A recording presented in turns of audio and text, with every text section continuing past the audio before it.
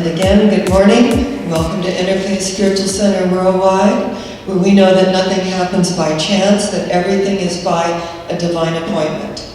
And that as we gather together to embrace this topic, the law of love. Dr. Ernest Holmes, who is the founder of our movement, said that love points the way and law makes the way possible.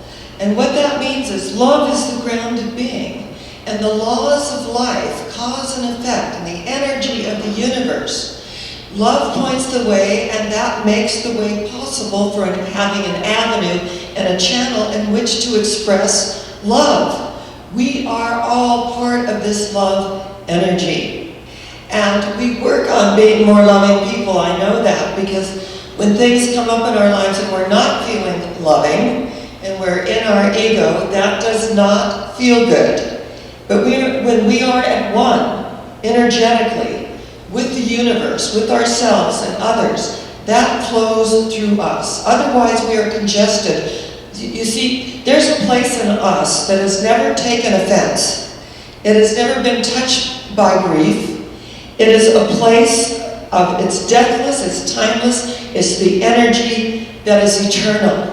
There is that place within us. When we reach that still place, everything unfolds from there. When we are in the world and we are getting caught up in the things of the world, we create congestion. And so then we start looking at the world in a more negative way.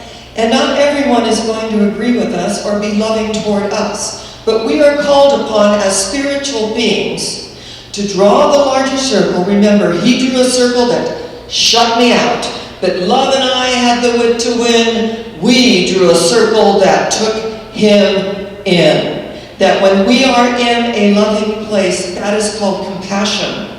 That we are compassionate with the human condition. Now, Emmett Fox, who wrote a Sermon on the Mount, and he wrote one of the most powerful things on love that I feel that is in existence, and I want to share it with you today, and I want to share it word for word because it is fabulous. And it's called, interestingly enough, it is called love. There is no difficulty that enough love will not conquer, no disease that enough love will not heal, no door that enough love will not open, no gulf that enough love will not bridge, no wall that enough love will not throw down, no sin that enough love will not redeem. It makes no difference how deeply seated may be the trouble, how hopeless the outlook, how muddled the tangle, how great the mistake. A sufficient amount of love will dissolve it all. If only you could love enough, you would be the strongest, most powerful being in the world. If only you could love enough. Because there is no difficulty that enough love will not conquer, no disease that enough love will not heal, no door that enough love will not open, no gulf that enough love will not bridge, no wall that enough love will not throw down, no sin that enough love will not redeem. It makes no difference how deeply seated may be the trouble, how hopeless the outlook, how muddled the tangle, how great the mistake. A sufficient realization of love will dissolve it all. If only you could be loving and you could love enough, you would be the strongest, most powerful being in the world. And I think John Lennon said it beautifully when he said, it matters not who you love, where you love, why you love, when you love, how you love. It matters only that you love. So in that quest for love and the recognition that we love our neighbor as ourselves, which presupposes what? That we love ourselves. I can only love you as much as I love me. And when I'm at one with myself, I'm at one with you. When I'm at odds with myself, I'm at odds with the world. You know how that works. So when we come together and we acknowledge this way of life, that we can recreate our experience at any moment, and that if we are not feeling loving, that we can go within to that secret place of the Most High and pray to our Father, Mother, God in secret, and we are acknowledged openly by the outward demonstrations of our lives. We allow ourselves, and we're not always going to be of a high energy. We're not always going to feel loving. But to know that that place, the still point within us is right where we are. And when we get it at the deepest level, that when Paul to the Corinthians said that, you can have faith and you can have hope and you can have love, but love is the greatest of all. And if we don't have love, we're a sounding brass and a tinkling cymbal. That this is the love that points the way, that the law that moves through us makes the way possible, because the laws of life are a cause and effect relationship. When we are at one with ourselves, we are at one with the whole world. There was a very feel-good film several years ago, and it was called In Her Shoes. And the actresses were sisters. And the one little sister, which was Cameron Diaz, was like, she was a complete loser, and everything she did, it didn't work out, and so she would, borrow her sister's things, and her sister, she would open up her closet door, and there were rows and rows and rows of these amazing shoes that were beautiful, and they were all, they were Pradas, and, all of these amazing name brand shoes. And so the little sister was, looking at them, and she'd always borrow this from her sister or that, and it would come back either dirty or torn, or a heel would be broken on, a $500 pair of shoes. And her sister was an attorney, and she was rather unhappy. And the little sister was the one that got all the attention. And she felt very, very close to her sister, like a mother, because their mother had passed away when they were little girls. So her love extended in a motherly way to her younger sister, who was just a complete screw-up. Everything she did just didn't work out. And when she ended up borrowing her sister's boyfriend, that was it. She got kicked out. And as the story unfolds, with the two sisters, and they're coming back together, and the energy of love, and learning how to have respect for others, the younger sister. And she finds out she has a grandmother, and she goes to Florida. Shirley MacLaine plays the grandmother beautifully. And she thinks she's going to use Grandma, but Grandma's pretty savvy. And she said, you know what, young lady, I would be happy to send you to acting school. I know you want to go, but you're going to work for it. So she sends her to the elder home to work. And at first, she cannot stand it. I mean, this is like torture. This is outrageous. But guess what? She starts looking into the eyes of the elders and the patients, and an old professor that he wants her to read to him. Well, she's dyslexic. And being dyslexic, she gets her words all confused. So he said, read them slowly and get the feeling of the word. And as you read each word, you'll start to understand its meaning. And so as she began to have more self-esteem, and he was teaching her how to really read, she saw into his soul and loved this old professor that saw who she was, and he was blind. But even through her reading, he said, you're dyslexic. Feel each word. Be in the energy of each word. And as she allowed herself to let go in a very loving way and to read to the old professor, and that if she began to make a mistake, to embody the word, look at the word, and then say the word slowly, I will be receiving all of your energy. And this exchange of energy, this love relationship, was so beautiful. And then one day, she went in and he was gone. And he had passed. And she really allowed herself to grieve.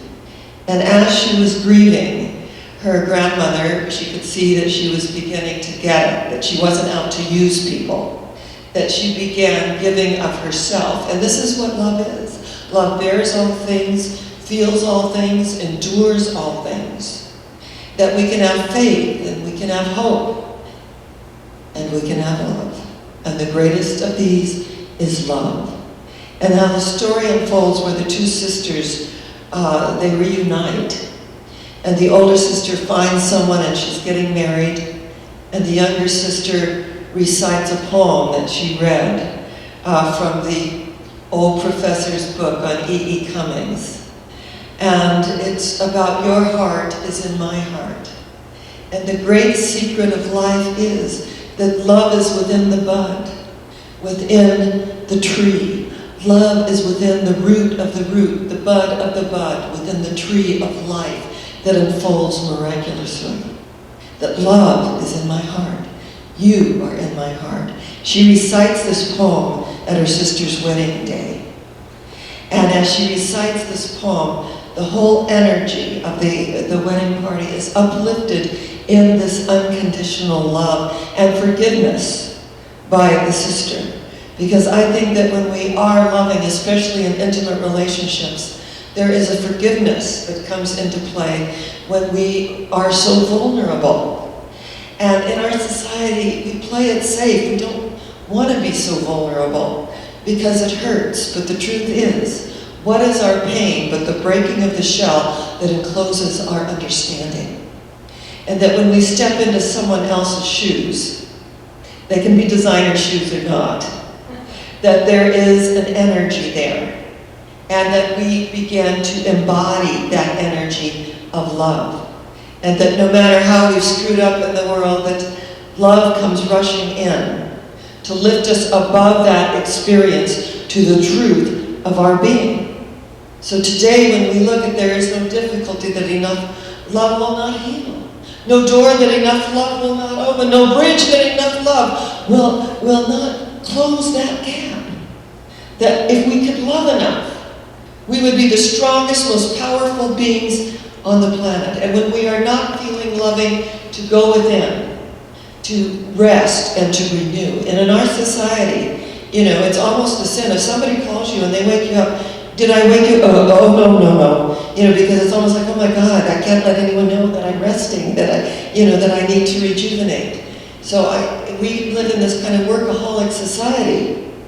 And we need balance in our lives. We need to dance with life. We need to allow life to dance through us, to tap into those energies, and to love the unlovable. Not to make them our bosom buddy necessarily, but to know that this is what connects us, is that love.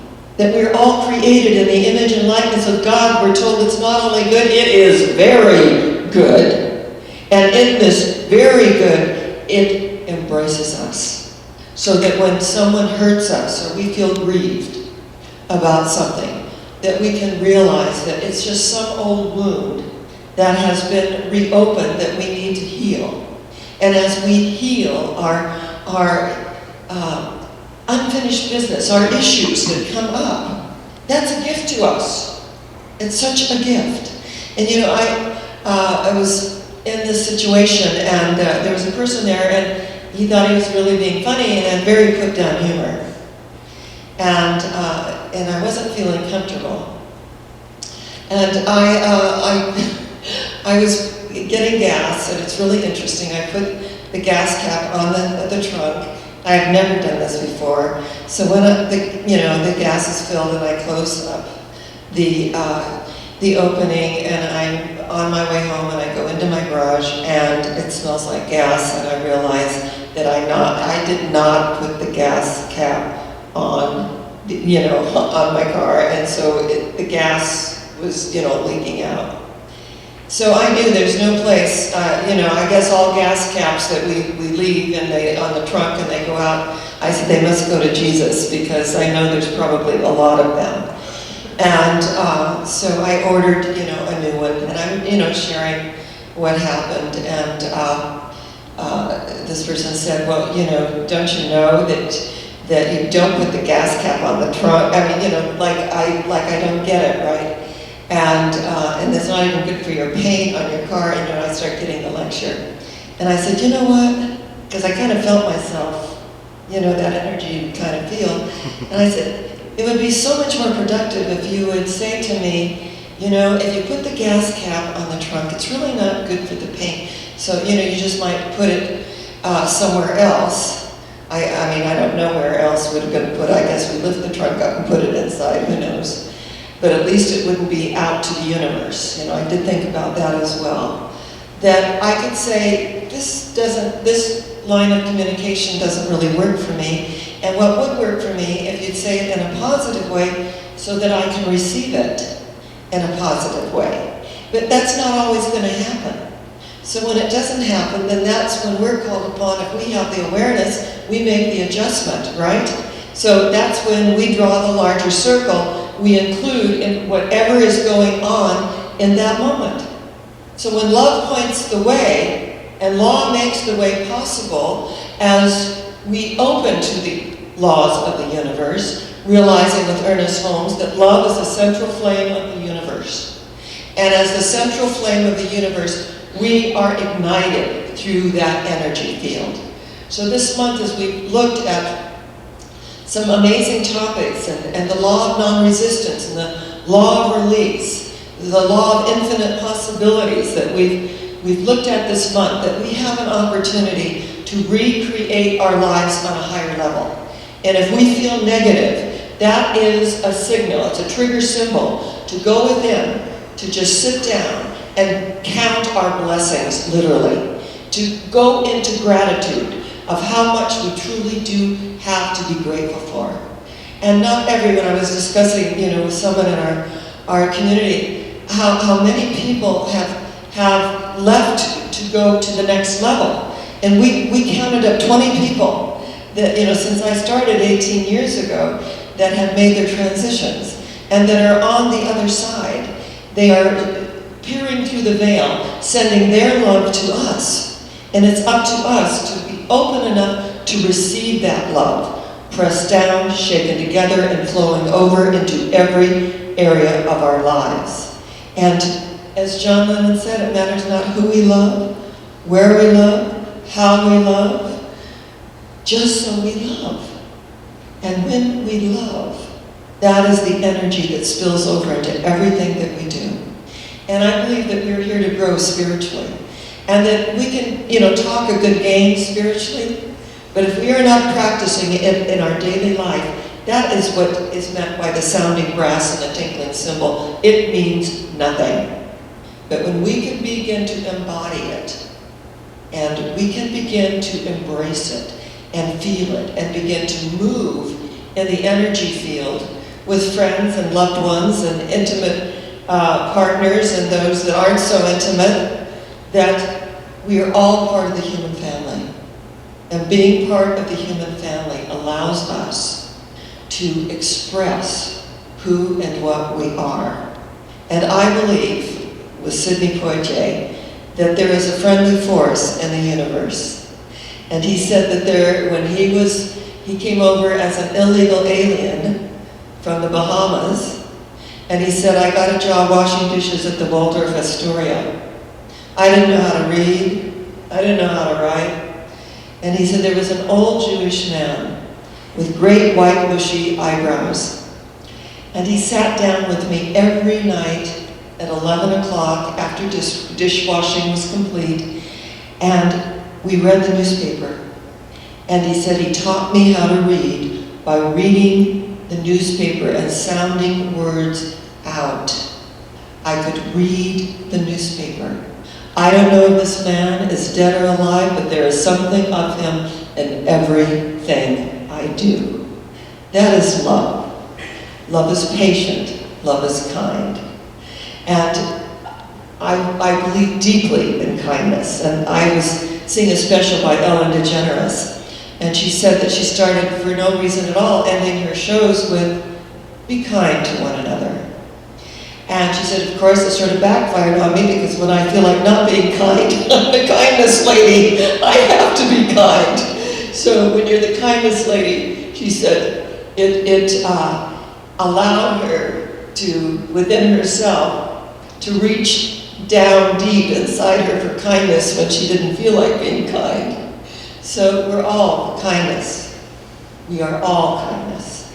And that when we don't feel like being kind, we reach further down within our own psyche, our own emotional presence, and we draw it up. And then we take care of ourselves. We nurture ourselves.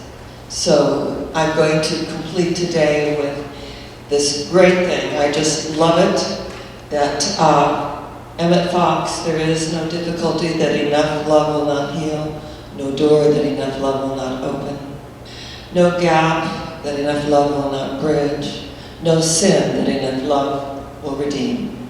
It matters not how muddled the tangle, how great the mistake.